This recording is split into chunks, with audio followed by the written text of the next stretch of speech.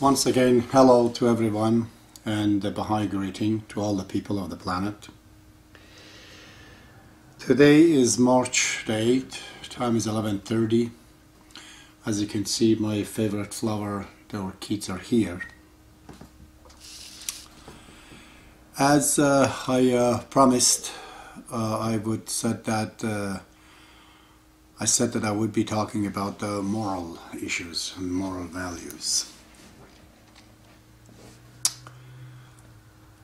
As one of the important part of the ethical, values and ethical standing of the people is the morals by which they conduct themselves among people. In my opinion, the individual morals of the people is like the language that has developed and has evolved in the course of time. And these individual values, as you know, they have affinities with each other, in the course of time have created nations and people and countries. It's an integrating factor of making nations. And just like the religions of the past, they have a lot of differences among them. The moral standings of the people of the planet today, we can look at it, which they brought it from the past of their, civilization centuries, are really in the collision course at our time, because it causes a lot of conflict that's at the present time people are suffering from. I just remember there was a movie by Anthony Quinn he was playing in which it was explaining that the Eskimos, the Inuit people of the Canada, they actually share their wives with their friends. Yeah, and the expression was that, would you laugh with my wife? In geisha houses in Japan, the married women would underwent monthly period, they would take their husband to the geisha house, which was literally a prostitution house, and they would choose a partner for their husbands for that few days. And even among the Muslims, Shiites, let's say, they have these temporary marriages. A Shiite Muslim can marry a woman for 1 hour, for 10 hours, for a few years. That is extra over his existing wife. And as the time passes, they explain it's a way it was to stop prostitution, make it legalizing. So I just trying to tell you that there are lots of differences, whether it is in sex, my God, even in sleeping, in eating, in raising children, in having different celebrations. They're having different, makeups of their face, of their clothing. There's a lot of.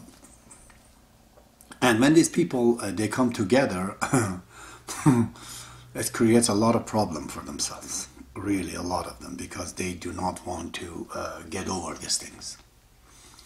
Canada is the prime example of it. If you are in Canada, you can see how these people have coming from different backgrounds, how really putting a high endeavor in melting with each other. That still you can see there are many parallel Canada is existing right now.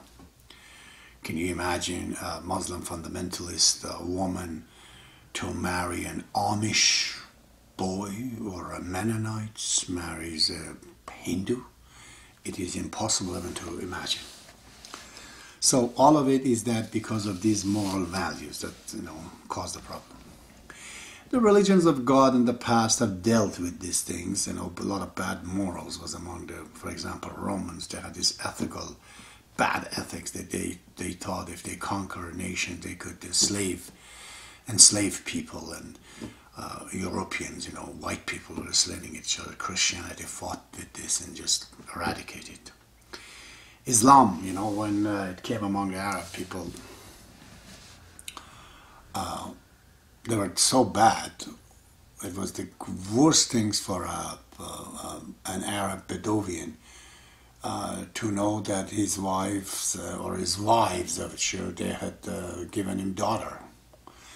So they were so afraid, the poor woman, pregnant woman, that would go and at the river or wherever she could deliver the baby if it was girl, because of the husband coming back at no time, would just dig a little hole and put the baby girl inside and cover up and bury the little baby alive.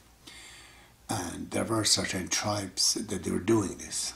Muhammad came, of course, the religion of Islam, for the first time, as far as I'm concerned, recognized the right of the woman in a legal way.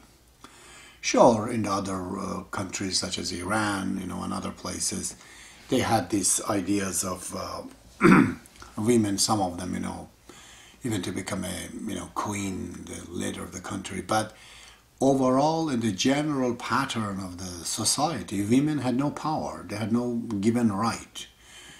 Even in the Bible says that the women have not the right to ask questions even in the church. They had to go home and learn it from their husbands. And Muhammad says no, the knowledge is an obligation for every man and a woman to know and learn. The knowledge is very, very important, isn't it? He could not, at the time, of course, mankind was not ready to make man and women equal, so Muhammad only gave them half a right. But that was a huge, a step towards the equality of mankind and accepting that women are no longer a commodity. They're not like cows and pigs. They are human, and they have power, and they're mothers and whatnot. So, and of course, today, the progress of science, and thanks to the scientists today, from in 17th century, start right from Renaissance till now, they have brought a lot of scientific fact about a lot of things, and that has caused to get rid of a lot of national cultures and traditions and customs that individual morals of the people get together and create those traditions and cultures. They got rid of a lot of that. But at the same time, though, because there is no boundary around it, there's no perimeter, there's no definition for it, and especially as a dead-end block, because it's all based on the material values, has created a lot of also deficiency and corruptions in the individuals, people, not just in the West, but in any given society or any individuals, anybody in the planet that likes this new Western civilization, godless and free from religion and free from the book. Everything is science explained. Individuals in these societies are very weak. If I want to compare, although I'm a patriotic Canadian myself, if I want to compare the individual characters of a Canadian, of Americans, of an English, is definitely cannot rival those of the people in India, in China, and among the Muslim countries, or even here among the Mennonites and Amish and Hutterites and whatnot. It seems that a religious-based society creates these great individual characters, great tolerance and so on. And it's an amazing dilemma when you look at it, that weak people are creating such a great society like Canada, most Western countries, and really strong individuals in countries like Iran, they can actually put themselves together to create a good society. A good society, a hell, is made out of the very strong characters, and such a great society is made out of the weak people. So we have to really think about this. And this is one of the problems that I think we have to address the issue of the moral values in the West, because we can't go back to whatever in the East, in the past, in the previous civilizations.